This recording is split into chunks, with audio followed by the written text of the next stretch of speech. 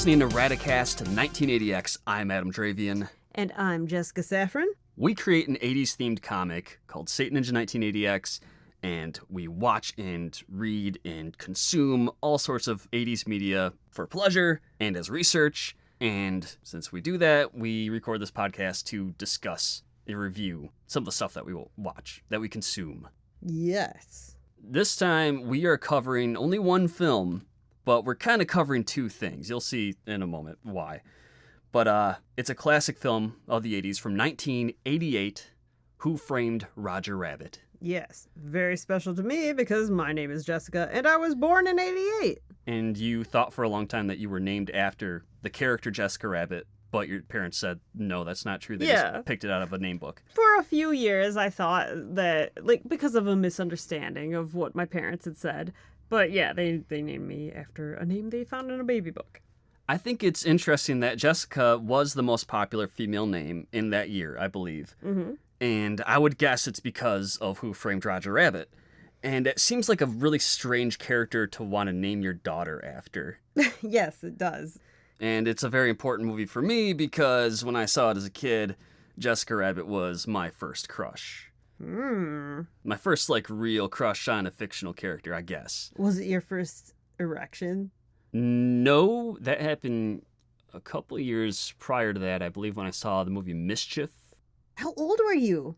I don't know, 5 or That's something. weird. Yeah. Boys are weird. It was, what's her name? She married Travolta. She gets, topless, or she gets naked in the movie Mischief. We saw it together. Yeah, it's weird. I didn't like it. No? No. I thought it was good. Your dick liked it. Yeah. Kelly. She's my competition with 5-year-old you. Kelly Preston. Yeah? That's her name, yeah. So Who Framed Roger Rabbit it's kind of a miracle that this movie ever got created. Because it's the first time that Warner Brothers and Disney actually worked together. Oh, yeah. It was a Disney production, but Warner Brothers actually gave Disney permission to feature some of their characters. Mm-hmm.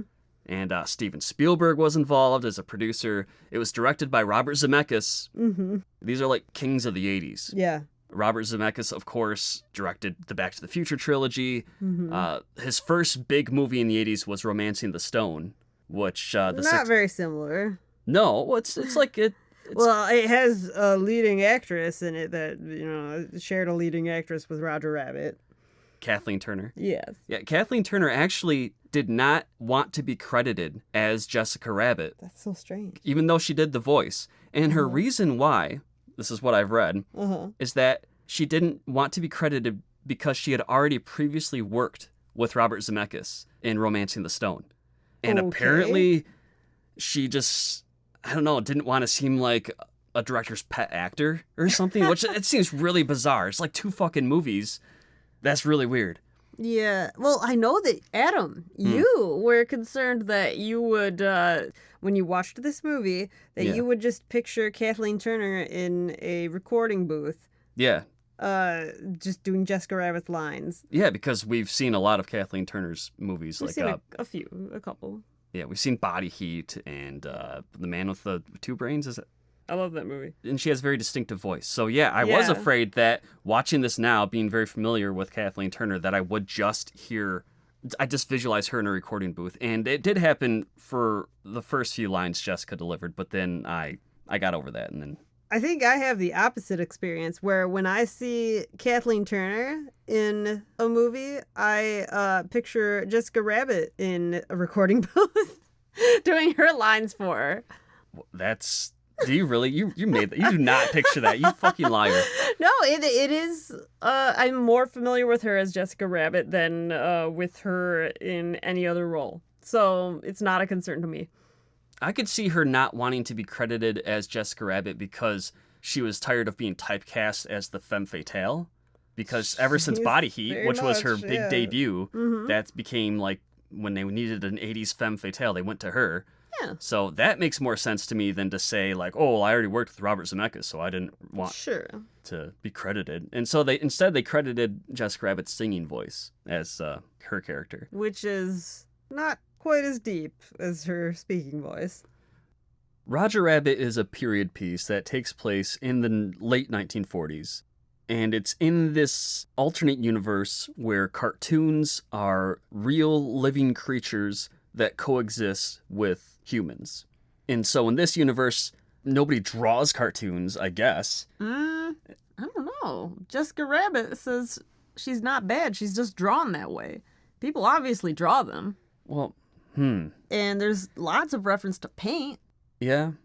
Well, it doesn't reveal how toons are created. It's just they exist. They're living creatures. They live in Toontown in Hollywood. And cartoons are made by filming them like you do a live-action movie. Yeah. Like it opens with Roger Rabbit acting in a cartoon with Baby Herman as co-star. Mm-hmm. God, if only animated films were shot that way, that'd be amazing. Yeah. So much less work. And Just magically draw beings to life. Artist's dream. well, we don't know if they were drawn to life or not. I think they were. Okay. I think that might be how they have babies. I don't know. Yeah, it never goes into it. It doesn't talk about the reproduction. Like, I would like to examine the reproduction cycle of toons, like how that works. Do they need to eat? Yeah. We know that they can't die in the movie. We know that they can drink Yeah, real liquid. Yeah, so at the beginning of the movie, a real human detective, Eddie Valiant, is hired by the owner of a cartoon studio to look into Roger Rabbit's wife to see if she's cheating on Roger, because Roger's been, I guess his acting's been suffering lately. And so Eddie goes to a club, a gentleman's club or a lounge club, and he sees Jessica Rabbit perform a song, and he sees that she is not a rabbit like he assumed. She is a cartoon human woman who is a mega babe. Yeah, she's hypersexual, hyper hot. Yeah, like Like the hottest person you've ever seen. yeah, she definitely, that's like the sexiest I think Disney's gotten with a Disney character. Yeah. I mean, she's supposed to just be kind of like a personification of sex in like the femme fatale type character trope from the detective fiction of the 30s and 40s. So then after the show, Eddie creeps around and photographs her secretly playing patty cake, literally, with the owner of the Acme Corporation, who is a human. And I guess with toons in this universe, playing patty cake is basically the equivalent of boning. I guess, at least in Roger's world. Because that's how Roger reacts to it when he learns or he sees the photos. He's just super distraught. And then the owner of the Acme Corporation is murdered, and since Roger had just found out that his wife was playing patty cake with him, he becomes the prime suspect, and he's on the run. And then he goes to Eddie Valiant to say, you know, you used to help toons all the time, you and your brother. You guys were big old toon detectives. And Eddie says, I hate toons. And he's just a big curmudgeon-y guy who hates toons so much. Big curmudgeon-y Bob Hoskins. And you learn eventually that it's because his brother was killed by a toon. He had, like, what, a piano dropped on his head? Yeah. Yeah. And so Bob Hoskins hates toons, and he's an alcoholic. And he just kind of begrudgingly helps Roger to try to clear his name because he thinks there's something weird going on. And a really big plot point is that the owner of Acme, the human owner, he also owned Toontown. And in his will, he was supposedly going to leave Toontown to the Toons. So I guess they would be free of human dictatorship. And they're trying to locate his will. And it seems that the bad guys don't want his will found. Yeah, and at first they say outright that, he left no will, because they couldn't find his will. Yeah. But yeah, I love the part where Eddie Valiant discovers where the will was, discovers that there was a will left by the Acme guy. He's examining the photographs that he took, the patty cake photographs. Yeah, of Jessica and the Acme dude. Yeah, and he just like magnifies the pocket of the Acme dude. He just had his will in his pocket, just sticking out. Like, here's my last will and testament, just like hanging out in my pocket. Yeah, you know, he's getting up there in years, so of course he'd carry his will around with him. I guess. Yeah, it's very heavily inspired by the Polanski movie Chinatown. And there's like this plot about buying out the trolleys. No. Sorry. In Roger In Roger Rabbit, yeah, there's this plot where a company buys out the transit system to shut that down, and then there's the Judge Doom character that is, I guess he has jurisdiction in Toontown. And but he's a very over-the-top human. His name's Judge Doom. He walks around with like a skull-topped scepter.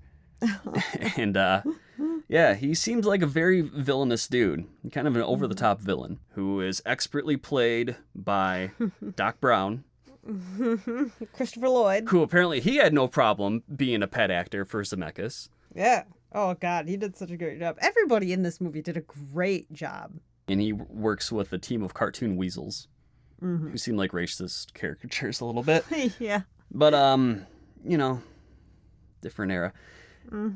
And Judge Doom has developed this special substance called the dip, which is the only thing that can kill a toon. And it's made of, like, different types of paint thinners mixed together, I guess. Yes. And so toons are terrified of the dip. And Judge Doom wants to catch Roger. It turns out Jessica Rabbit was faithful to Roger. She was framed, or she was blackmailed into playing patty cake with Mr. Acme. Yeah, she just wanted Roger to keep getting roles. Yeah. She was told that he would never work again in Hollywood or something like that if she didn't go along with that. So after it's revealed that Judge Doom's the bad guy, he has Roger and Jessica tied up and they're going to like get dipped in the dip and be murdered.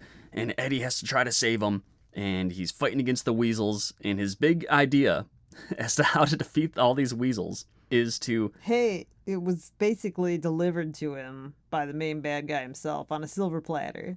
What, he said, be careful, you're going to laugh yourself to death. Like, throughout the movie, Christopher Lloyd is like... If you don't stop laughing, you're gonna laugh yourself to death. That's pretty good, Christopher Lloyd.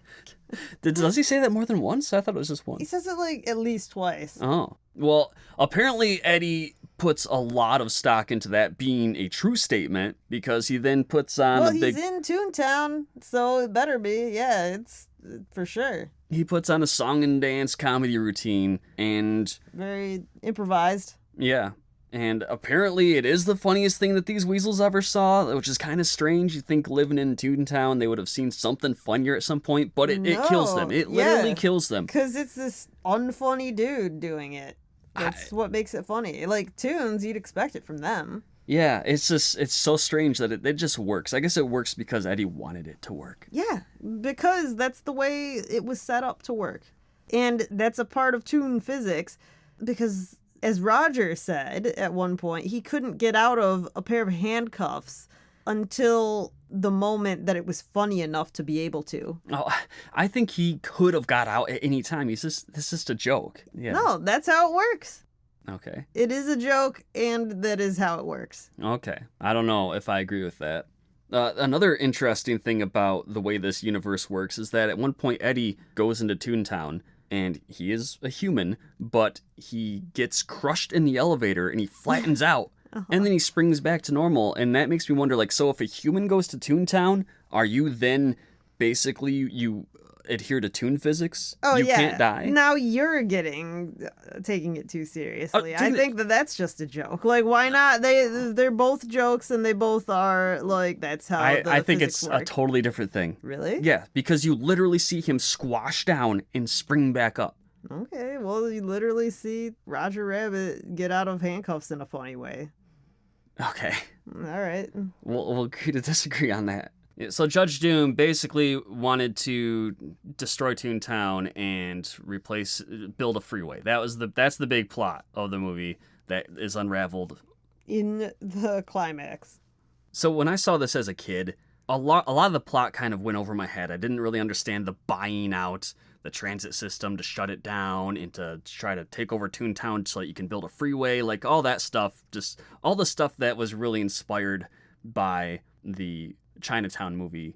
Of course, I wasn't familiar with detective stories as a kid. I didn't get all the tropes and all the things it was parodying. But as a kid, you get the gist of it. You get that Sure. Judge Doom is a bad guy. It turns out that he's actually a cartoon himself. And, he's super scary and he haunts your nightmares with his big red crazy cartoon eyes at the end. And when he gets run over by the steamroller, then he's off flat and he stands up. Mm-hmm. That's nightmare fuel for so many children. Sure. As much as Jessica Rabbit is boner fuel for so many young boys. Or and teens and adults, I assume. Yeah, he is really scary. Yeah. When it reveals that he's a cartoon. It just makes me think of the end of the NES game, Who Framed Roger Rabbit. And I remember my buddy and I, Bob, we tried, Bob, who was on the show, We tried forever to beat that game, and we just kept... You can charge up Eddie's punch in that game, and then, of course, you can punch Roger, which is really fun. It doesn't kill him, he's whatever. But we just kept punching Judge Doom over and over again in the finale of the game, and we couldn't figure out how to just kill him. Maybe we eventually did. I just remember us punching him forever, and it didn't do anything. Yeah, I guess, that doesn't seem like it would kill Toon. No, I think you gotta, punch him and knock him into the dip. I don't know. I'd have to look up how to beat the game. Mm-hmm. The first time I remember, keyword remember, seeing Roger Rabbit, I think I was 12, so I feel like I got the plot pretty well. Were you familiar with noir and detective stories at the time? Sure. As a trope, sure. Yeah. Yeah. I think most people are probably more familiar, unless they're really into that. They probably see the parodies of noir and detective fiction more than they've experienced the genuine article. Yeah, I would think so. But I can kind of relate to that, your situation with something like Wayne's World, which I saw as a 4-year-old. And, I just enjoyed it because, there are silly things happening. I didn't really get the main plot at all. Yeah. Yeah. I mean, with a kid watching Who Framed Roger Rabbit, you know who the good guys and bad guys are, and that's basically what you need to know. Mm-hmm. So we watched all the behind-the-scenes featurettes that came on the Blu-ray, and the first one we saw, we were like, oh no. Yeah, I said, Adam, this is painful. Yeah, because it was like it was made for 4-year-olds. It was hosted by the guy who voiced Roger Rabbit. Who did a great job voicing Roger Rabbit. And he didn't really go on to do more voice acting. Roger Rabbit's basically what he is known for, and he was a young actor at the time. Mm-hmm. And he was so into the role that he was on set for every one of Roger's scenes, and he was saying Roger's lines off camera, and he was dressed in a rabbit suit, which he totally didn't need to do, but it's cool he went the extra mile for that. Mm-hmm. Yeah, I wonder why the guy didn't do more voice work. I don't know. He was great. Yeah. He was great. Yeah, but anyway, he hosted this behind-the-scenes featurette, and it was really like it was made for babies, and it was so painful to get through, and it had such bad transitional effects and such. Mm-hmm. And then, fortunately, the other featurettes were more normal, for adults, and so they were awesome to watch. But, the first one was, whew. Yeah, the other featurettes showed that for the animators' benefit, all of the scenes were with animation in them were recorded with models being puppeted around by people holding them and stuff like that, and I thought that was so neat. And so, as an illustrator, I would find that incredibly useful. I feel for those animators. I would imagine that would be great reference. Yeah, so they had these life-size rubber plastic monochromatic figures that were the actual size of the characters that would be replaced in animating. Christopher Lloyd would be jiggling around a rubber Roger Rabbit in some of the scenes, and then they'd redo the scene without the figures. Yeah, where he's just holding air or whatever. Yeah. But I'm sure that you were saying that would be helpful for the animators. Of course, they could see the way shadows and lighting. Yes, and the actors. Yeah, they could see where they need to look. That's what I was going to say. Is it would really help the actors too. Yes. Oh, definitely. So I mean, you have the idea of what the characters look like and their sizes and everything. Absolutely. So Jessica assumed while watching it that a lot of CG work went into the movie, but I thought I had heard that. No, we found out afterward that everything was done by hand. There was no CG in the movie at all. Yeah, I don't know why I thought that I had heard that. After the animators did all the painting and did shading and stuff, they sent their work to Industrial Light and Magic, who did some post-processing touch-up works, and they added the sparkles to Jessica Rabbit's dress. And maybe computers were involved in that stage, but from the behind the scenes, it didn't really seem like computers were really... Yeah, that's pretty impressive. Yeah, because of the way this movie worked, combining animation with live action, which had never been done to that extent.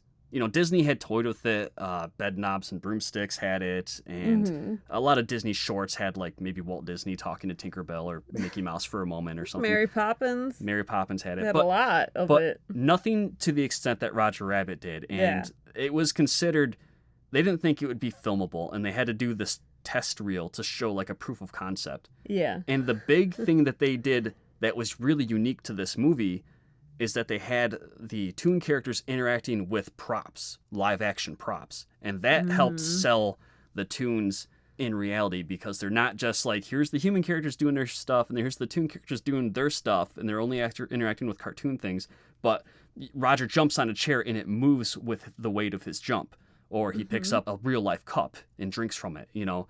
Yeah. And, also cameras moved. There was camera motion with the animated characters on screen. Prior to that, there was the general rule that if you're doing live action with animation, you can't move the camera because that makes the job of the animators harder. But with this movie, they're like, fuck that. Robert Zemeckis wanted to treat it just like any other movie, film it like any other movie. And once the animators did all of their animating and they completed the scenes, they basically had to take the movie as is. Like, you know, you couldn't edit it like a normal movie where like, oh, you know, this scene doesn't work as well as I was hoping, I'm going to throw it out. Or let's do an alternate take. Once Zemeckis chose which takes he wanted to use, and all the work went into animating it, like, that's it. You're stuck with that. Yeah. And so it was very different for him than editing a live action film where you have all these alternate takes. You can play with things late into production where you can exchange takes, you can cut things. You cut a scene from Roger Rabbit, which they did end up doing, you're losing so many man hours of the animator's work. And that's just got to be so painful. But luckily, the movie turned out as good as it did. Oh, you were talking about how you thought it was perfectly cast, but after we watched the movie and we were researching it, we learned that they wanted to cast Bill Murray as Eddie Valiant. Yeah. And we both wish that would have happened. Yeah, I can't deny it. Yeah. So they were trying to get Bill Murray to do it, and they just couldn't contact him because, you know, Bill Murray's he's a strange guy, and he's probably just off wandering the world. Who knows? So they couldn't get a hold of him, and eventually the role went to Bob Hoskins. Who was, I mean, he was great in the role. He did a good job interacting with Roger as much as he had to. That must have been such a grueling task to be constantly acting with something that isn't there. Yeah, the actors had to take, like, mime courses, basically. Yeah, I know at least Bob Hoskins did. Yeah. Probably some of the other main actors did. He did a great job, but still, having Bill Murray in that role just would have been amazing. And when Bill Murray read an interview where he learned that they wanted him for the role, he was like in some public place and he read that interview and he actually screamed out loud because he would have loved to have taken that role if he would have known that they wanted him. What if he wouldn't have taken the mime courses and would have just been like, I'm doing whatever I want because I'm Bill Murray? I'm sure it would have been awesome. Yeah, it probably would have been. So I do kind of regret that that movie was never made. But Who Framed Roger Rabbit was the most expensive movie made in the 80s. And so it was a big gamble that they took on it. That's insane. Yeah. And it paid off. It was hugely successful. And they followed it up with a couple cartoon shorts, or 3 cartoon shorts. Yeah. Which, for some reason, I remembered them playing like before the movie, but I think my memory was having it confused with the actual in-movie cartoon short that they show, because they're very similar. They're all Roger trying to take care of Baby Herman, and Baby Herman's just trying to kill himself, basically. Yeah. It's interesting that those were made after the movie was all done, and I guess they were just played in the theaters before other Disney films that came out later. Which ones? Whatever ones came out in the late 80s and early 90s. I don't know. Oh, because they're so, like, I don't know. They're a little bit naughty. I could see them being a little naughty for the typical Disney film. Yeah. They started filming Who Framed Roger Rabbit in 1986, and the post-production process took so long that it didn't come out until, I think, the summer of 88. Mm-hmm. Robert Zemeckis actually did not want to use any computers in the making of this movie. He wanted it to be CG-free, which is kind of ironic because that dude became the champion for motion capture CG films. Well, it made sense for this movie to not have CG going on. Because it's a period piece and he's, paying homage to, old school animation. Right. Yeah, so he could have it both ways, just not with this movie. It's just ironic that he later became Mr. CG. Yeah. He did Beowulf and the Polar Express and all those kind of odd-looking, realistic Tintin. CG movies. Mm-hmm. Yeah, Tintin wasn't as odd-looking, but yeah, more stylized. Mm-hmm. So Warner Brothers only agreed to allow Disney to use some of their characters in this movie if their main characters, Bugs Bunny and Daffy, got the same amount of screen time as Disney's main characters, Mickey and Donald. And to solve that, the animators made sure that those characters were always in the same scenes together. Yeah. So Mickey is in the same scene with Bugs Bunny, and Donald's in the same scene with Daffy. Mm-hmm.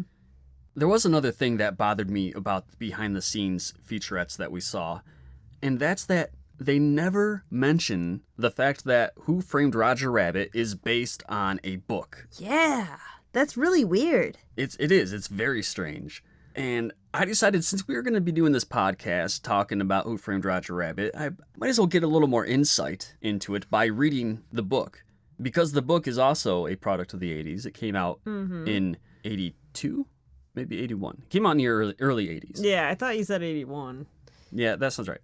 Yeah. I'm so glad that you did this, and I'm so glad that you pointed that out because yes, that is like I don't think I even thought about that when we were watching the special features that they didn't even mention the book that it was based on, and I knew that it was based on a book. I just forgot. Yeah, it was written by Gary K. Wolfe, who had written a handful of sci-fi novels in the 70s. One of which was called Killer Bowl, and it was about the near future where they play a brutal, ultra-violent version of street football.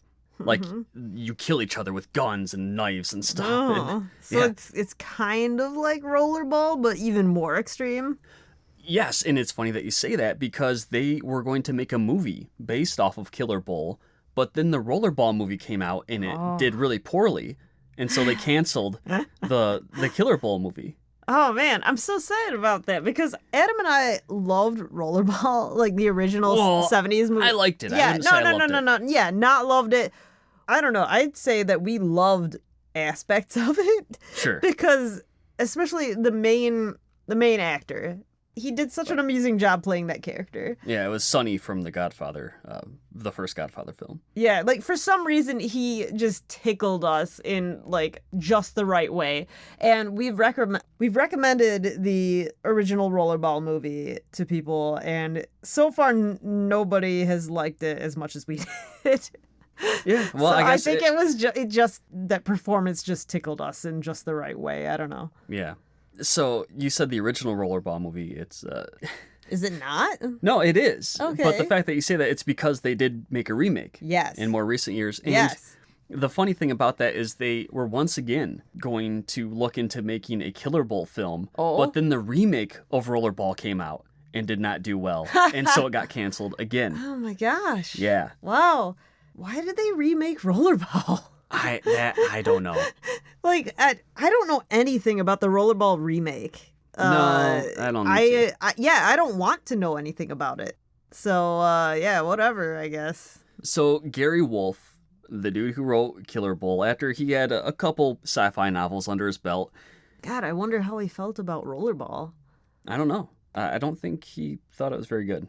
Oh. I think I read an interview with him where he talked about it being a shitty movie. Oh.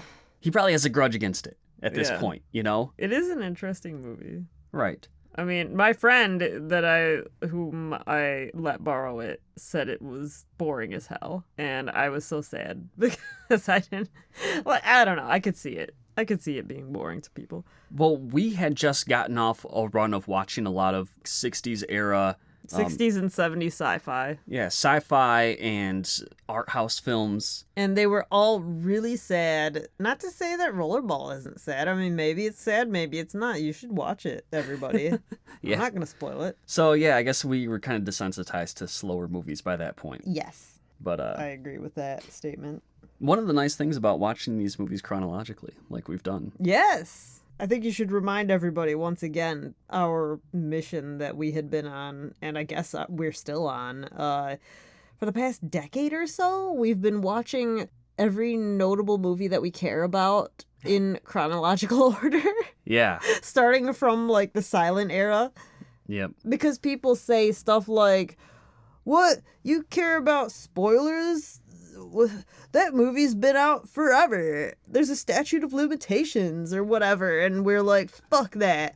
we care about spoilers no matter what because we're insane. So let's just what? Well, I disagree that's why we are watching No, all but that these was old movies. one of the things that spurred it. Maybe jokingly. I don't know. I wanted to watch them remember. because I wanted to experience all those movies. Yeah. And so that we could understand references to like pop culture references throughout the ages. And there are a lot of reasons. Yeah. So we did that, and we're now in the late 80s. We're in 88, obviously, because we're reviewing Who Framed Roger Rabbit. But now I'm going to talk about the book. Yeah, I just want to say we've been stuck in the 80s for a long time. Right, because we are going way more in depth with the 80s than we did any other decade because of our comic. Yes, exactly. So, Gary Wolfe, the author of Who Censored Roger Rabbit, that's the name of the book, he was watching Saturday morning cartoons. And he Which ones? It doesn't matter. In the early 80s? No, this is in the 70s. In the late 70s? No. The mid 70s? Mid to early 70s. Oh. Yeah. He was watching Saturday morning cartoons, and he wasn't inspired by the cartoons themselves. He was inspired by the commercials that he saw in between them. Oh. Because the commercials would have the cartoon mascot of whatever cereal. Yeah, I was just say cereal. Interacting with live action children. And nobody seemed to think it was weird. It was just like, it was a normal thing. Like, yeah, we're talking to cartoon Tony the Tiger or Toucan Sam, whatever. And he thought, wow. Ooh, and I have a friend who, in modern times, works on those composites. Oh, yeah. Yeah, the same friend who didn't like rollerball. Yeah, he didn't like rollerball. Yeah, shout out to our friend Matt G. Yeah, who played the Satan Ninja in our promo videos. Yeah, we're just going to throw you under the bus for not liking rollerball. No, I won't. I get it. No, I totally get it. Yeah. It's an acquired taste. Yeah. Or not even acquired. I understand people not liking rollerball. Yeah, it's just, we're weird. Whatever. Anyway, he works on, in his reel, he has a Tony the Tiger composite in, live action, cartoon on live action. Yeah, so Gary saw these commercials and he thought, what if there really were cartoon characters that coexisted with humans? What would that be like? And he basically developed this idea over the course of 8 years. Wow. He spent 5 years writing this book, and it's not a very long book. He wanted to take his favorite elements, his favorite genres of fiction, which were detective stories and comic strips, like newspaper comic strips. Yeah, I don't know. Both of those, I say yawn. I'm not that into those. No. Well, personally. Okay. Well, he was, and he merged them together into this book, which is like a detective story. Did you know that detective fiction is different from noir fiction? I've never given it a single thought. I think nowadays it's usually just noir is kind of an umbrella term for it, but originally noir, it's differentiated from detective fiction in that it is basically the same type of story, but it does not star a detective. That is what makes it a noir. What? Yeah. They don't all star detectives? No. What? Okay, what? Do they star the femme fatale? Sunset. Do they star Tony the Tiger? What? This is crazy. Okay, Sunset Boulevard. Sunset Boulevard does not star detectives. Nope. Neither does Double Indemnity. Some of the best films that we think of as noir films don't star detectives. Sunset Boulevard's a weird one, though. I wouldn't make that a benchmark for noir. It's great, and it's a classic. Mm-hmm. But as far as noir goes, Double Indemnity, as a lay person, I'm not a super connoisseur of the genre or even of that era of film, but that feels more like a noir to me. Yeah, well, and it is. Yeah. Because it didn't star detective. Well, good. Okay. So he wrote the Roger Rabbit book, which combined hard-boiled detective fiction with comic strip cartoon stuff. And he turned it into his publisher, which had published his previous sci-fi stories. And they were like, what the fuck is this? What can we do with this? This is weird. No, we're not going to publish this. And then he sent it, or his agent sent it out to 100 other companies. He had faith in this. Rejected over and over and over again.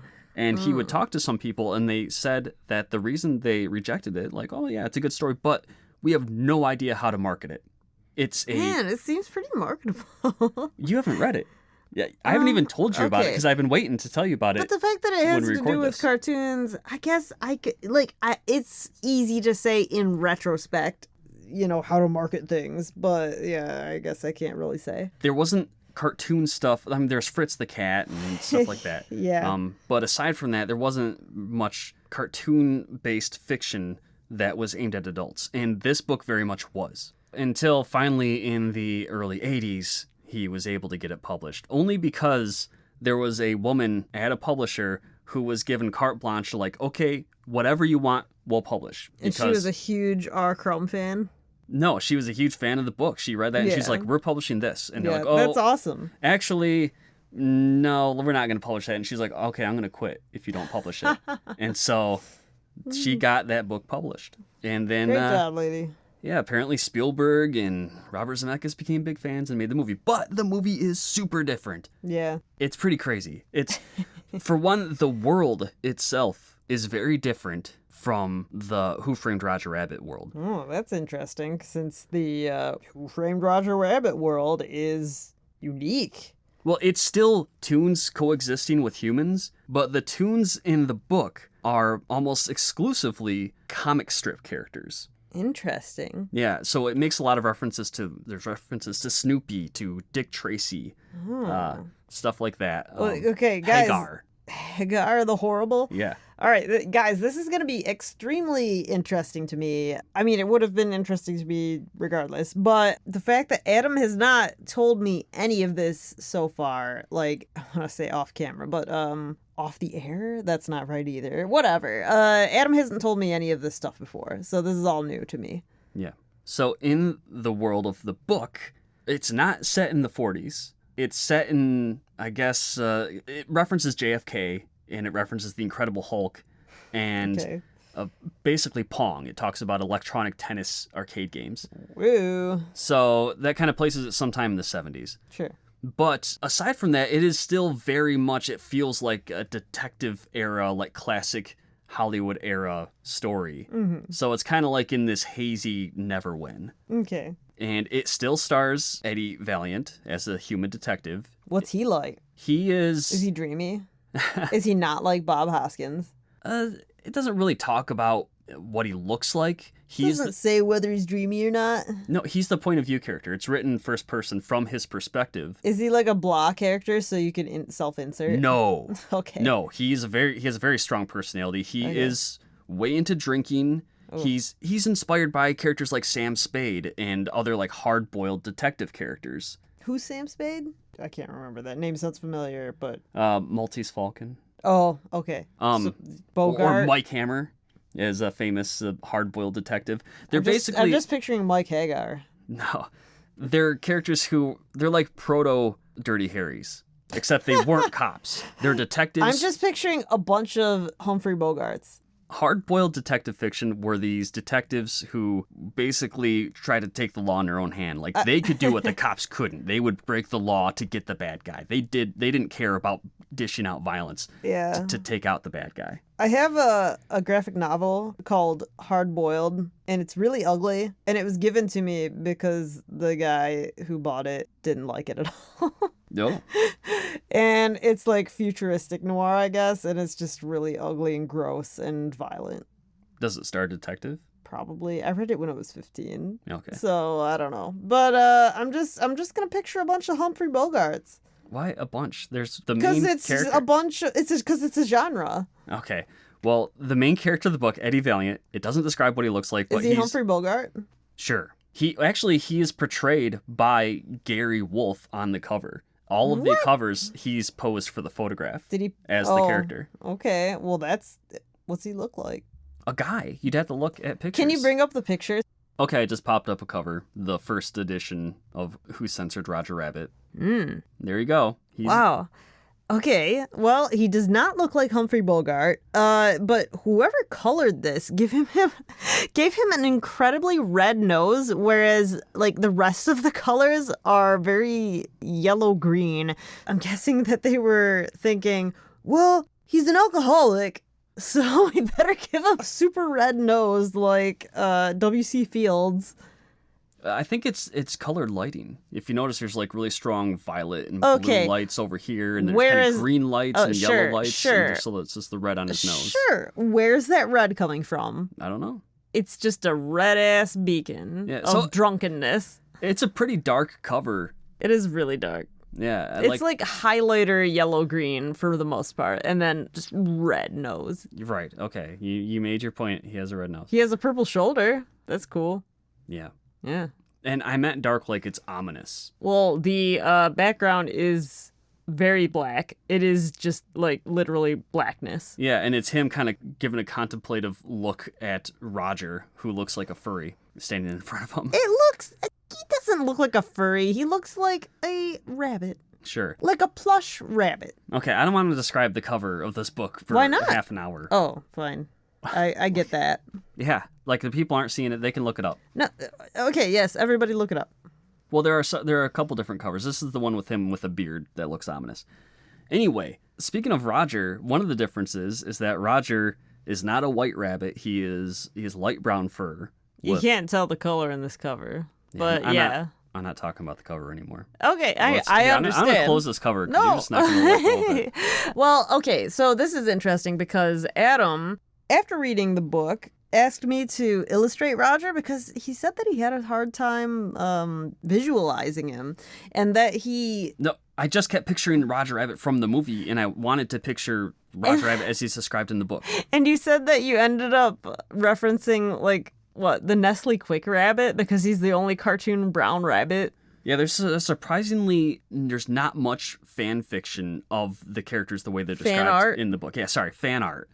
There might be a lot of fan fiction, I don't know, but there's not a lot of fan art of the characters as they look in the original book. Mm-hmm. They always are depicted the way they are in the movie. So some of the differences are, I mean, Roger, he's obviously, like I described, he has light brown fur. Mm-hmm. And he also, I guess, has more bunnyish legs because he's described as hopping around. Yeah. Jessica Rabbit is described, she's still a human. For some reason, I had heard through the grapevine over the years that in the book, she was a cartoon rabbit. Uh-huh. Like Eddie Valiant expected her to be in the movie. Yeah. But that's not true at all. Yeah. She is a humanoid toon babe. One bodacious babe. Yeah, just like in the movie. Except she has curly red hair. It's not straight. Ugh. And she has blue-gray eyes instead of green eyes. Like mine. Yeah, like yours. Yeah. Yeah. And she's described as statuesque, and she's, of course, curvaceous and perfect. I'm not statuesque or perfect, but, you know, You're pretty banging. I'm pretty banging. Yeah. One of the big differences about toons in the book that's immediately apparent when you start reading it is that toons, for the most part, they don't have a voice. What? They speak in speech balloons. Yeah.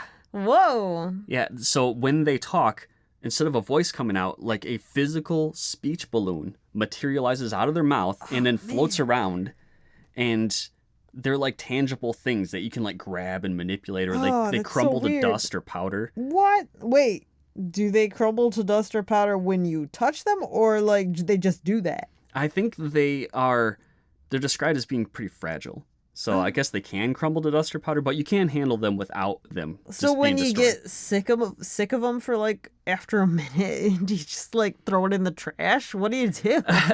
It doesn't really say, like, you'd imagine that they would the world would be cluttered with these word balloons. Yeah, you'd need like a word balloon toilet. It'd be like just a waste product. It does talk about Eddie Valiant a couple times. He just seems like annoyed at having to, like, you know, move some balloons out of the way or whatever. But it doesn't seem like the world's as crowded with word balloons as it should be. Yeah, word balloon toilets. I bet that's what they just don't want to go into it. But Gary Wolfe does have a lot of fun with describing the way that the balloons will like come out, and like the font will be different just depending on how like distressed Roger is or any of the toon characters. Mm-hmm. But some of the toon characters, like Jessica, they learn to suppress their speech balloons because they want to pass more as human. Yeah, what does she do? Pretend to be like a mute human? No, she has a voice. Oh. She can talk. Well, that's interesting. And it just says that some humanoid toons learn to suppress their speech balloons. They just learn to talk like Meowth, the Pokemon?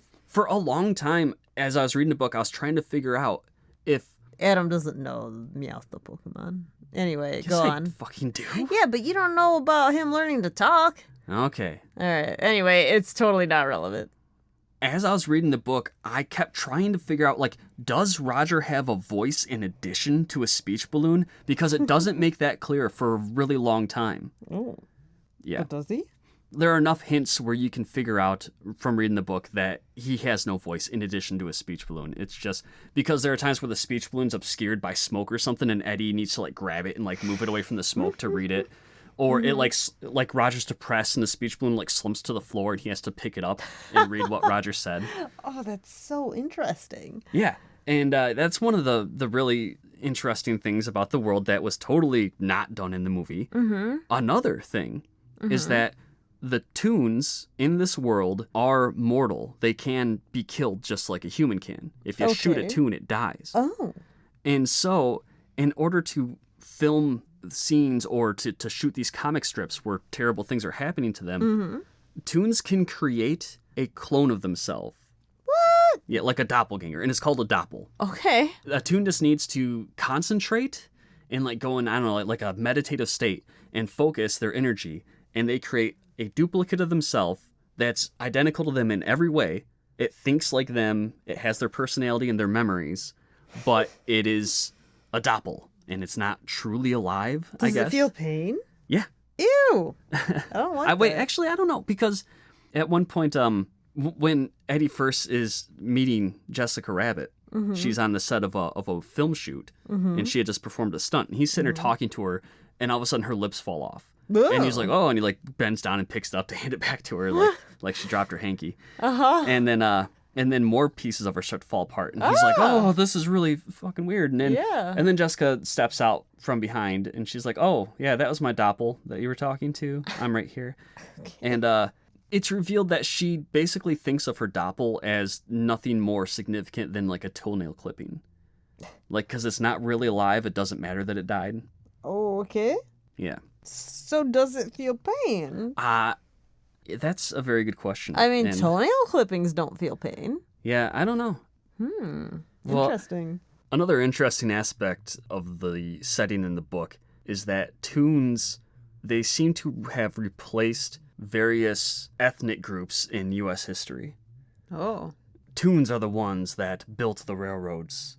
And toons dined with the pilgrims that arrived in the New World for the first Thanksgiving. Oh, so toons were discovered in America by humans? It doesn't say that they were discovered there, because there were also toons over in Asia and the Middle East. So it's just, there were new toons, I guess. Were there Native American humans? It does not go into it. Well, man, that sounds really weird. Yeah. Toons are also, they're like second-class citizens. There's a lot of segregation where there's like, here's a establishment for toons, and here's an establishment for humans, and toons aren't allowed.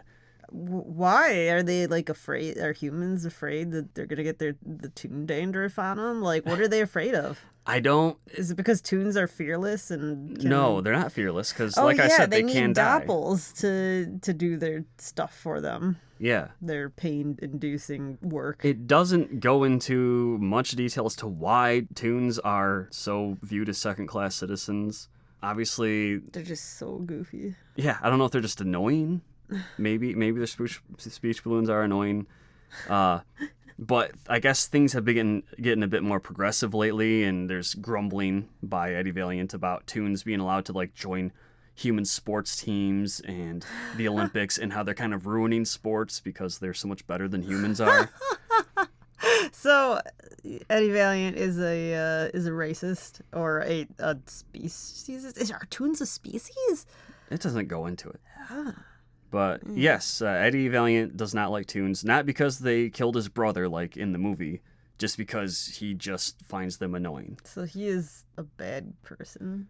Everybody in this world seems to be a bad person. It's weird because they like toons as their entertainers, but they just don't want toons to live in their neighborhoods, or it's weird. It's obviously meant to be an analogy to just various things that ethnic minority groups had to go through in the U.S. Yeah. And I'm not quite sure what Gary Wolfe was getting at with that, if he was trying to make some kind of social commentary there, or if he just thought it was an interesting idea to kind of put Toons in that role. I don't know. Yeah, I kind of wish I would have read the book so I could give my 2 cents on that interpretation, but yeah. There's a scene where Roger shows up at Eddie's apartment, and Eddie's in the middle of a poker game with his buddies, and when they see a Toon coming, they're like, oh, hey, I gotta go. I'm out of here. I'm not playing with a Toon hanging around. Whoa. And they just totally bolt on the poker game, and Eddie's pissed off that Roger ruined his game by existing.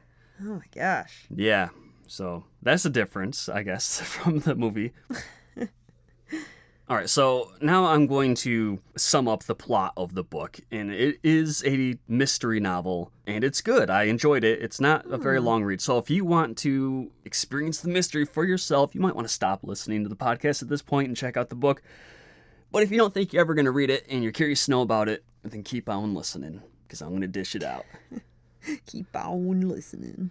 So in the book, Eddie gets a visit from Roger Rabbit, who is a comic strip star. And Roger wants to hire Eddie to investigate why he is still playing second fiddle in his comic strip to Baby Herman.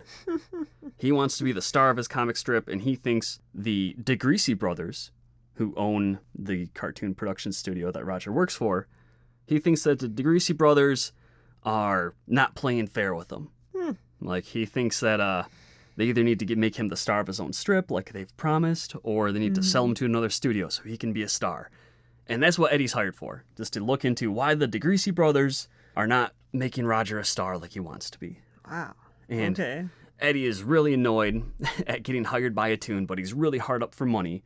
So he begrudgingly accepts, figured it'd be some easy money. He goes and he talks to the DeGreasy brothers, and they tell him, yeah, Roger's insane. We never promised him that he'd be a star of his own strip. He talks to a therapist, okay? Oh my gosh. Yeah. Whoa. That is a crazy person there. Yep. And then Eddie's like, oh, okay, that's fine. And he's just all ready to just leave this case because he just doesn't care. And he just learns from talking to people that Roger's just losing his shit ever since his wife left him recently for one of the DeGreasy brothers, his wife Jessica. Wow. Who Roger hadn't even mentioned to Eddie. So Eddie's ready to just be like, yeah, okay, I'm done with this case. But then a few things end up happening. Roger Rabbit is murdered. And that's different. One of the DeGreasy brothers is murdered. Okay. And Eddie stays on the case because Roger Rabbit's doppelganger, who Roger had formed shortly before being murdered, is still alive.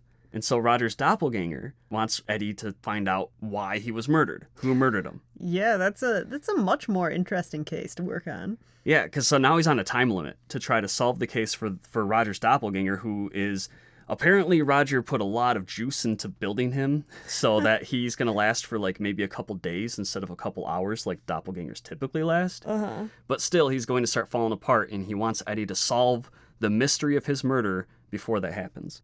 And so, yeah, I think Do you think he ate a lot of carrots to produce such a robust doppelganger? Is it like that? Are they a waste product? Oh, my God. Like it says in the book. You told me that it says that he is eating carrots a lot. Yeah. And are they real carrots or are they Toon carrots? Are they a prop? Like, what is it?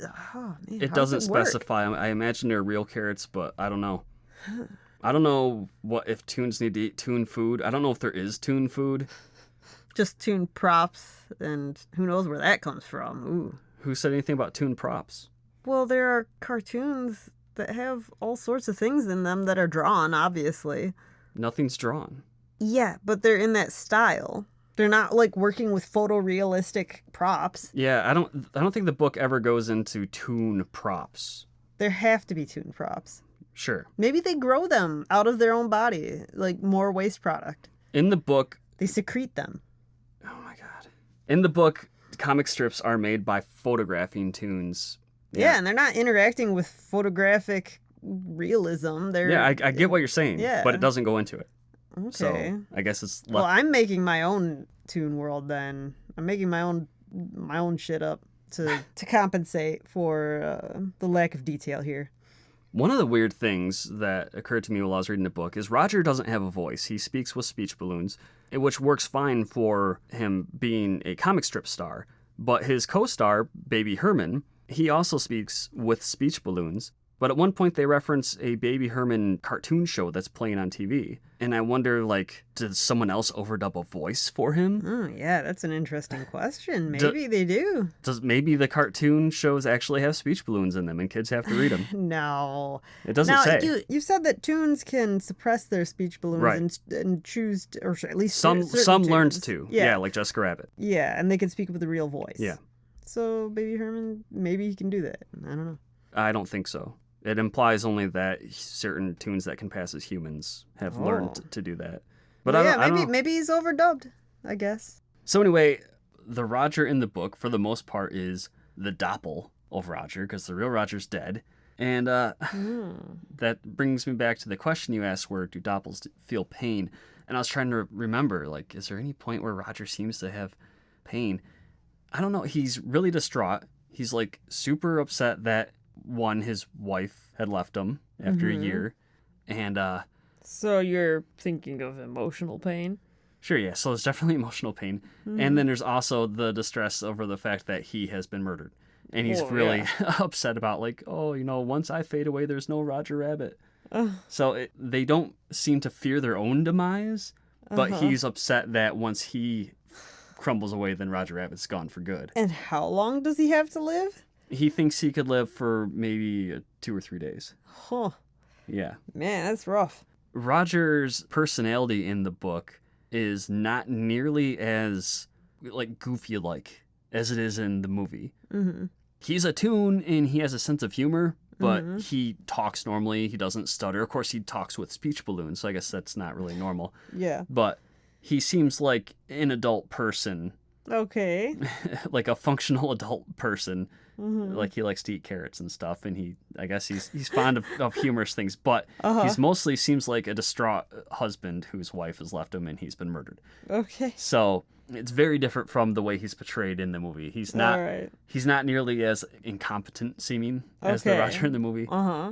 So as Eddie's investigating, and he kind of feels sorry for Roger because the dude's wife left him and he's been murdered, and he's gonna dissolve.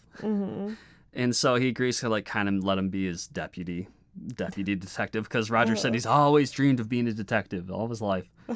And so he's like, oh, fine. And throughout the book, Eddie Valiant keeps just hating Roger so much. He's always talking about how annoyed he is at him. And really, Roger doesn't do much to warrant the hatred that Eddie apparently has for him. So, or at least the extreme annoyance Eddie has for him. Do you think they do a better job in the movie of making him just as annoying as he should be?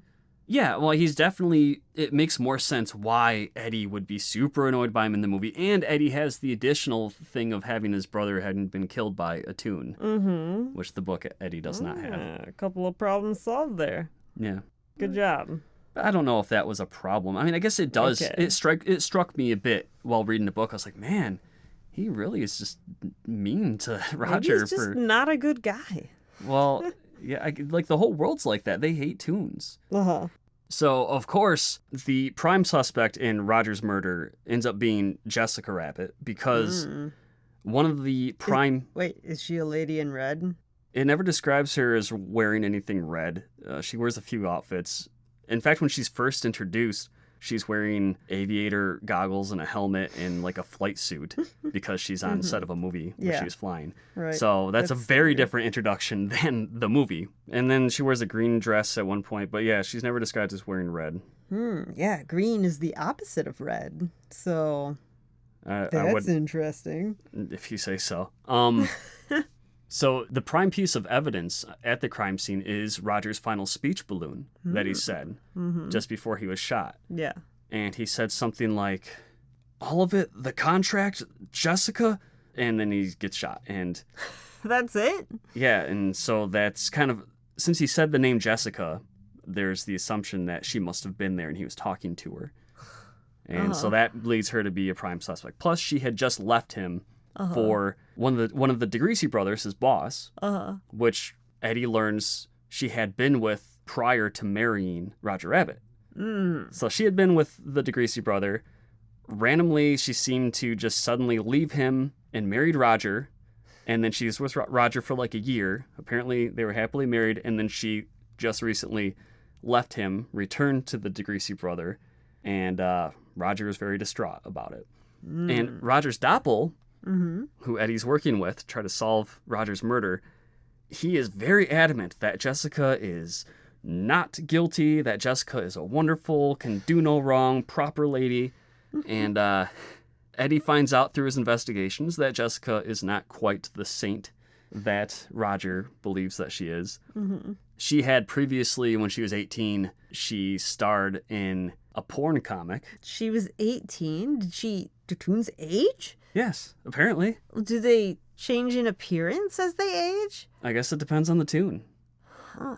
I don't know. It doesn't really go in. How old is Baby Herman in this in the book? In the book, Baby Herman's in his 30s. And he does say the line about the 30-year-old lust with the 3-year-old dinky, which in the movie is a 50-year-old lust. Yes, that's why I asked, because he's definitely an old baby. Yeah, and he's still an old baby. He's just in his 30s. So yeah, he doesn't age. I don't know.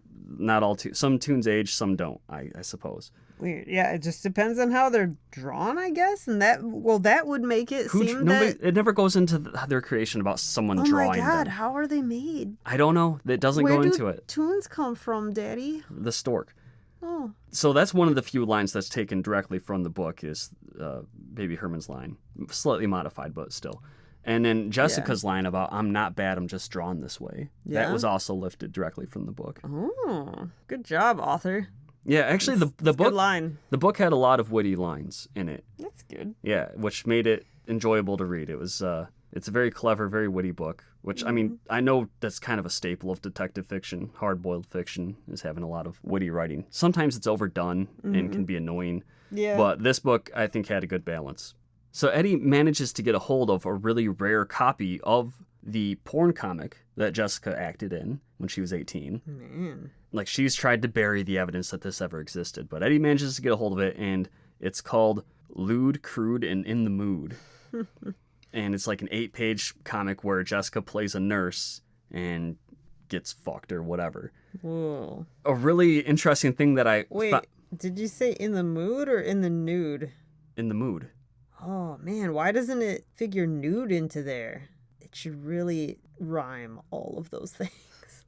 Yeah.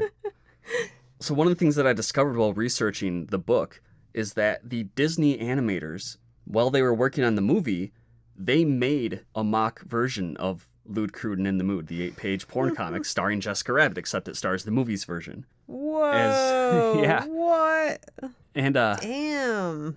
Yeah.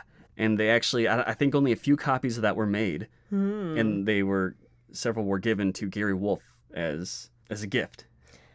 And that's just fascinating to me, that actual Jessica Rabbit porn, officially drawn by, well, I guess unofficially drawn, but by the actual animators of the movie, that exists, that blows my mind. And then that's never gotten leaked out on the internet. Yeah. So you don't know if it actually exists. I've seen an image of the cover. The cover. See, yeah. You even said it's a mock version, so it might just be a cover. It was described as being an 8-page. Who described it? There was a fan that got a copy from Gary Wolfe, but he promised that he wouldn't share it. But he at least said what it was. But he didn't go into detail about his contents, other than it is an 8-page. It's sketchy. It's not fully illustrated and colored. So, like, one pervy dude who worked for Disney did it. I wonder who. I didn't say one pervy dude. I said I'm assuming. I think it was a group effort. That's what I've read about it. It seemed to imply. Oh man, that would be so awesome to have. Just to have that. Yeah. You don't think so? No, I'm agreeing. Maybe someday someone out there will break their oath and will actually share it to the internet so that the world can enjoy this Jessica Rabbit porn. That needs to happen. Mm-hmm. Or not. Yeah. Or maybe I need to go to the estate sale after Gary Wolfe kicks the bucket and buy up any mysterious crate and have my fingers crossed. So the meat of the book is basically Eddie Valiant going around and interviewing the various suspects or witnesses and trying to piece all the information together. A lot of suspects place Roger as the murderer of the DeGreasy brother, obviously wanting to get revenge on the fact that Jessica left Roger to be with the DeGreasy brother. So then as a crime of passion, he goes and kills him. And then I guess Jessica kills Roger out of revenge. That seems to be what Eddie's thinking. But there are some curveballs that are thrown. There's a red herring involving the photographer that takes pictures for Roger's comic strips. There's also, they keep mentioning this tea kettle that Roger has that keeps getting brought up by various people Eddie talks to. Like, they seem really interested in obtaining this tea kettle that they all claim, like, oh, it's just not a big deal. It's just really important to me. If you see Roger's tea kettle, I'd really like it. Oh, who all says that? The DeGreasy brothers, or the remaining DeGreasy brother. Yeah. And Jessica Rabbit. They seem to be the most interested in obtaining this tea kettle. And Eddie talks to Roger about it, and Roger's like, oh, yeah, it's just a tea kettle that I stole off the set of this movie I acted in. It's gone, though. I don't know what happened to it. Ever since my real self was murdered, the tea kettle seems to be missing. Yeah, so this tea kettle gets brought up throughout the story, and Eddie learns that Jessica Rabbit has been studying ancient Middle Eastern myths about magic lamps and genies and stuff. And so it starts to point that this may not be an ordinary tea kettle. Eventually, it is revealed that it is indeed a magic lamp. It has a cartoon genie in it. Somehow the DeGreasy brothers got a hold of this magic lamp, and they were born toons, but wished to become human. And they wished to become wealthy, which is how they became the heads of this cartoon syndicate. Man, how many wishes do they get? 3. Oh, okay. Standard. All right. Yeah. All right. But this genie is like an evil bastard, and he's tired of granting wishes for people.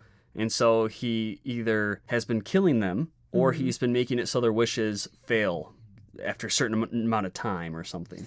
So the DeGreasy brothers, they're starting to revert back to their toon form, and God, what's that like? I don't know. It doesn't really go into that. So Eddie Valiant is eventually able to piece together that Roger was totally oblivious to the fact he had a magic lamp. And he asked Jessica Rabbit out on a date in the past, and she agreed to go with them just on a lark. She just thought it'd be funny to date this stupid toon rabbit. He brought her back to his house, and he started singing When You Wish Upon a Star to her. And one of the lines in the song is the trigger that makes the genie appear. And Roger sang it unknowing that he was making the genie appear, because the genie, being in what Roger used as a tea kettle, was on his stove, and Roger was in the other room and couldn't see the genie come out of his lamp. Wow, and he could actually use it as a tea kettle. Yeah, he had been using his tea kettle for years. Okay. So the genie came out of the lamp, wanted to kill Roger because the genie had just decided, instead of granting wishes, it was just going to murder anybody who summoned it. But he couldn't kill Roger because he couldn't see Roger.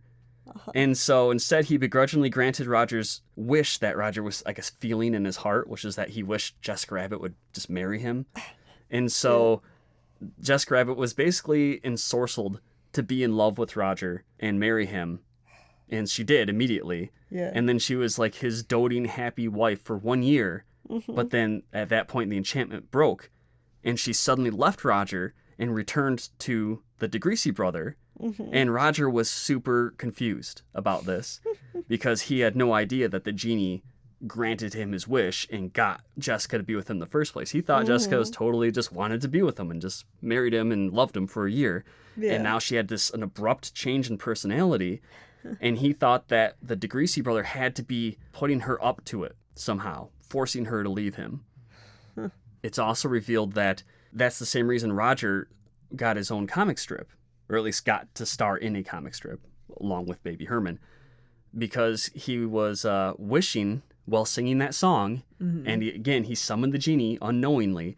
The genie granted his wish because, again, the genie couldn't kill him because he couldn't see Roger. So he granted his wish, but this time he made it so he would be second fiddle to another cartoon star. So he'd get to be in a big mainstream comic strip, but he'd be second fiddle to a little baby. That was the reason that the DeGreasy brothers, even though Roger stole, Jessica from one of them, they didn't fire him because they were magically compelled to keep him as talent. So what happened on the day Roger was murdered was that Roger, once again, was trying to get Jessica back because she was visiting to, I don't know, grab some stuff. Or maybe she wanted to grab the tea kettle. And Roger was playing the song for her when I went to try to, because he viewed it as their song. And when he did, that summoned the genie for the third time. And this time, Roger got in the line of sight of the genie, and the genie shot him with his flintlock pistol and killed him.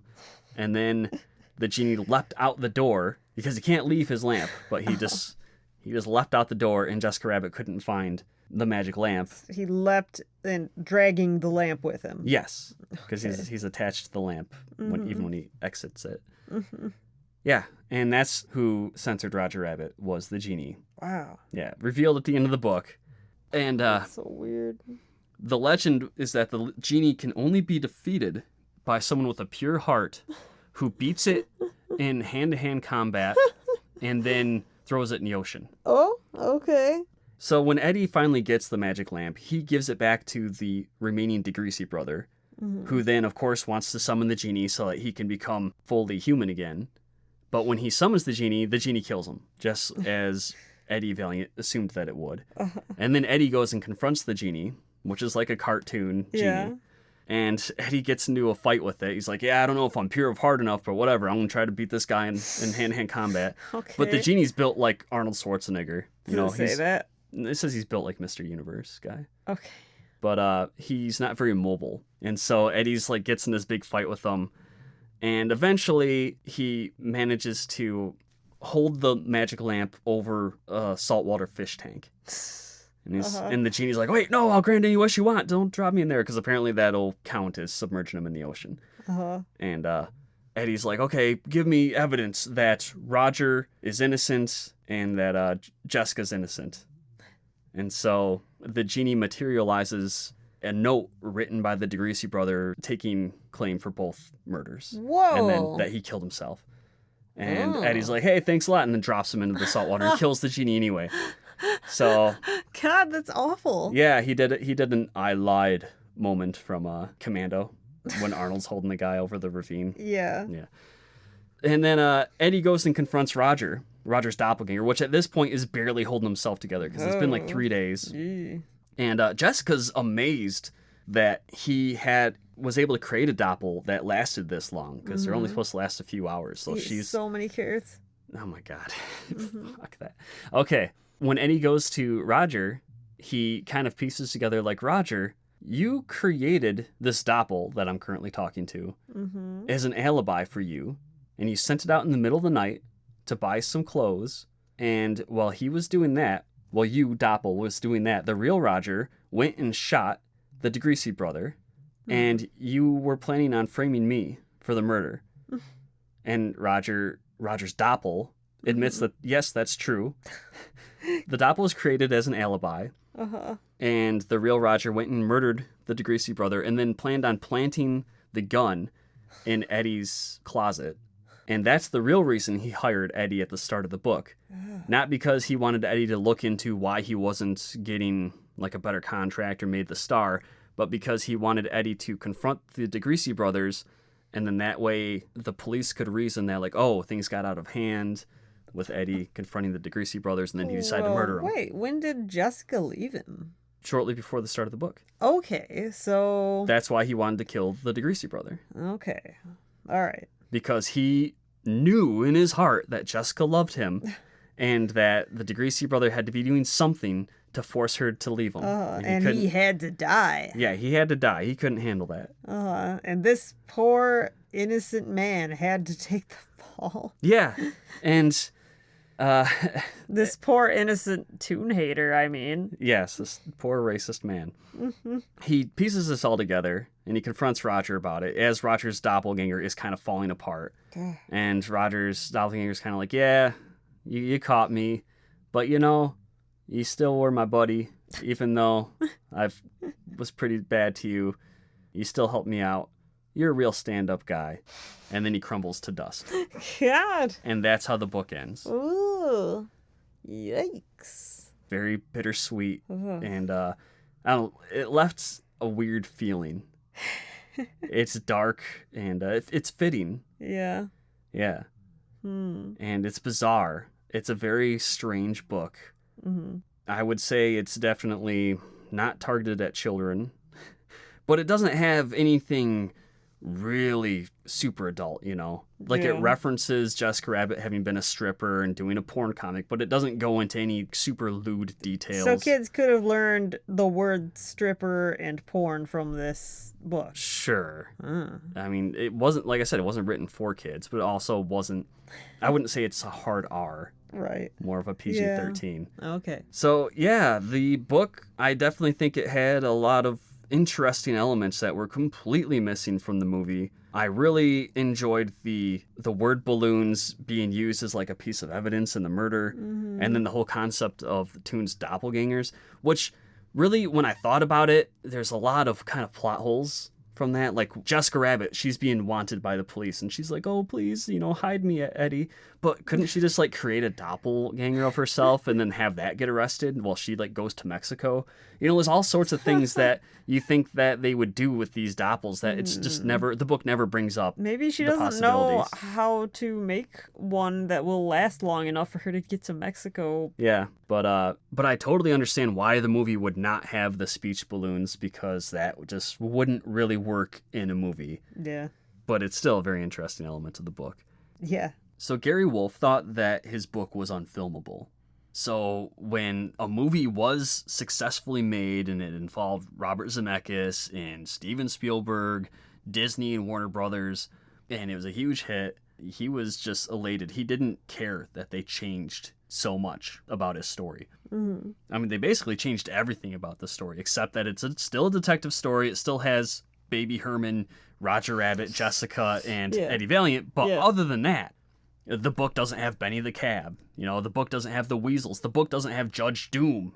Yeah. It doesn't have the Dip. It doesn't have any of that. Okay. It doesn't have the Ink and Paint Club or Jessica being a lounge singer. Mm.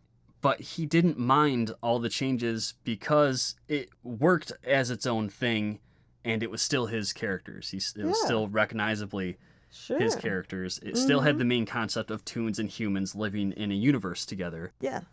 In fact, he wrote another Roger Rabbit book, which is like, well, how could he do that when Roger died at the end of the first one? Or actually early on in the first one, depending on how you look at it. And what he did is he wrote a sequel that it's kind of a half sequel to both his original novel and the movie. It's really strange. It seems like more of a sequel to the movie. Like, I started reading it. I'm only like 25% through the book right now. But the characters kind of take a cue from their movies. Like, Roger's now described to look just like he is in the movie. But he still will talk in speech balloons. Oh, weird. So it still retains that aspect. That's interesting. But sometimes he suppresses it and he speaks with a voice. And then when he does, he has like the Roger Rabbit stutter. Like the please. Weird. Yeah.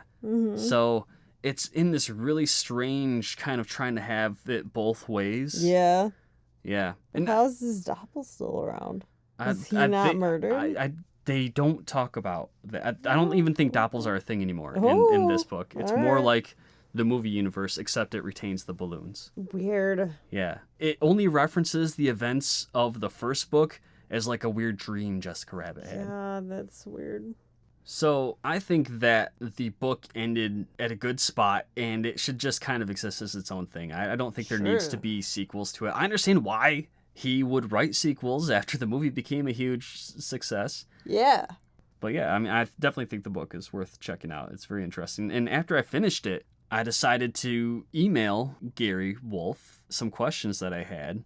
Like, for instance, I asked about Jessica Rabbit being a blonde when she was 18 and she was acting in the porno.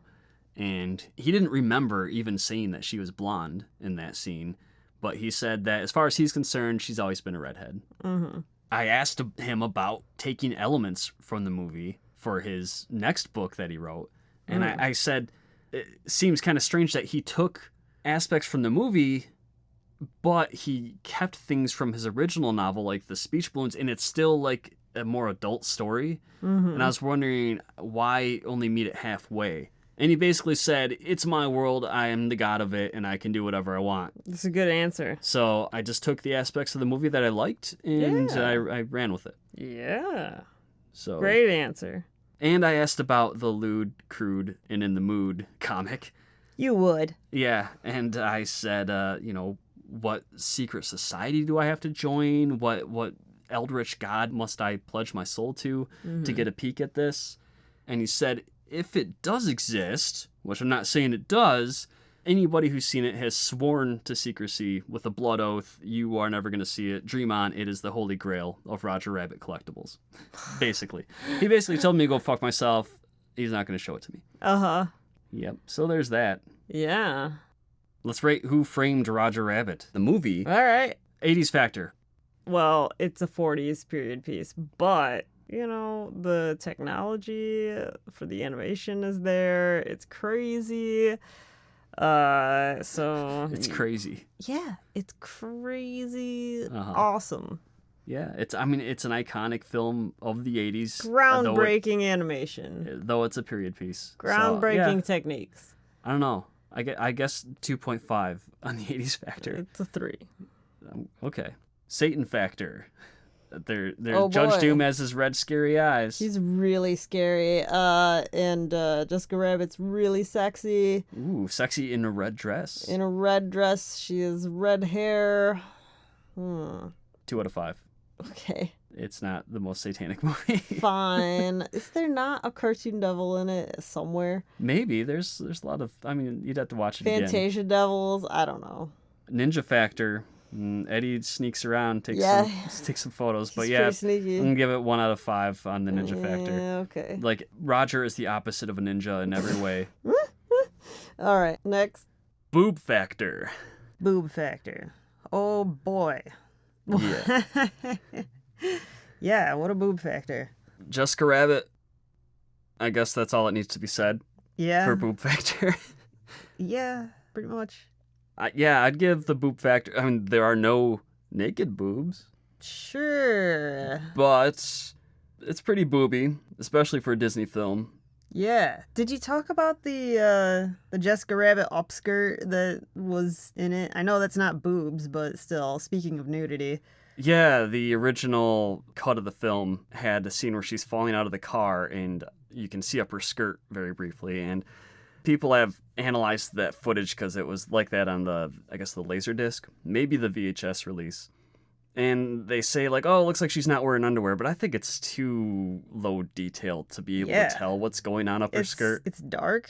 I've seen it. It's not detailed at all. Yeah, just search Jessica Rabbit upskirt if you're curious, and you could see screen caps. Yeah. That was redrawn. Those few frames were redrawn for subsequent releases like the DVD and Blu-ray and such. Man, such trouble they went through. Yeah, they just changed the position of her legs so that there's no upskirt and then there's Wow, no... they couldn't have just made it white so that it she's obviously wearing panties. That seems like it would have been a much easier way to fix that. Yeah, of course it would have been easier, but they just were concerned with getting rid of that whole little gaff. Maybe somebody was just all too happy to redraw her legs. Maybe. Yeah, so I'd give Boop Factor for Who Framed Roger Rabbit. I'm gonna give it a 4 out of 5. Yeah? Yeah. Because that was it was an important movie for me as a growing boy. Mm-hmm. You agree? That it was important for you as a growing boy? I didn't know you back then. The Factor. Yeah, sure, of course. I mean, I don't know. I guess I would give it a 5 out of 5 because, it's pretty boobacious. Okay. I know there weren't naked boobs, but whatever. Overall rating. 4 out of 5. I agree. It's really good. I really liked it. 4 out of 5. Yeah, the animation, amazing. Yeah. Holy cow. The concept is crazy. It's insane. Yeah. Thanks, Gary Wolf. Yeah, I very much appreciate that. He actually wrote a third Roger Rabbit book in 2013. Can you tell us the synopses of the 2 sequels? I know. Do you know them? I just know that the second one is a detective story again. This time, Roger hires Eddie to look into whether or not Jessica Rabbit's cheating on him with Gary Cooper. Okay, that's weird. Well, also in the second book, there is a miniature Jessica Rabbit. It's like her twin sister. How miniature? Like the size of Tinkerbell. Oh, okay. Yeah. How erotic. More erotic than the first book, maybe. Oh, weird. Yeah. The third book, I haven't read a word of it, so I can't say. But apparently, according to Gary Wolfe, it's more like the first book in that it's darker and more hard-boiled. So, do you want to mention the reviews that you read for Roger Rabbit and how Jessica Rabbit gets naked, but it's not like she's real? Yeah, that was one of the reviews that I read on Amazon for one of the books. It's like, yeah, Jessica's naked, but it's not like she's real. And I gave it 5 stars. Then he gave it 5 stars. Yeah, and then there's another review where this guy was going on about how much he loves Roger Rabbit and stuff, and he's like, yeah, Roger has kids in this book. And then he's like, yeah, so he becomes a father. I wish Roger was my father. Oh, and that's so sweet. Yeah. So, Jessica. Yes. People might be wondering what's up with Satan Ninja. Oh, well, it needs to be updated. I need to work on it. That's what's up with it. It's not dead. It's not dead. Absolutely not. No. You haven't given up on it. No, I have not. But I have been just settling into my new job for the past couple of months. It's been a huge shift in my life. So, yeah, that's what's been up with me. And you had to do some art for your family. I had to do art for my family. And, there have been huge life shifts in my friends' lives and my family's lives. Deaths, marriages, and my art has taken a big part in all of that. So, yeah.